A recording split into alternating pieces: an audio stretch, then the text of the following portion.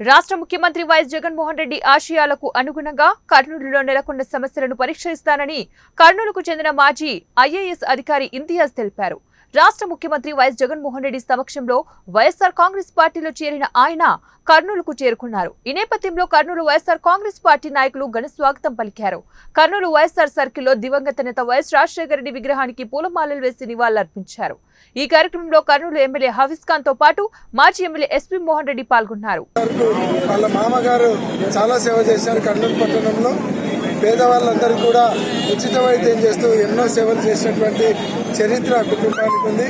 అంతేకాదు ఇంతియాజ్ గారు కూడా సంవత్సరంలో కనీసం 4-5 సార్లు వస్తే ఇక్కడ అందరినీ కలిసి అన్ని బాగోగులు తెలుసుకునేటువంటి సందర్భాలు ఎన్నో మేము ప్రత్యక్షంగా చూసాం.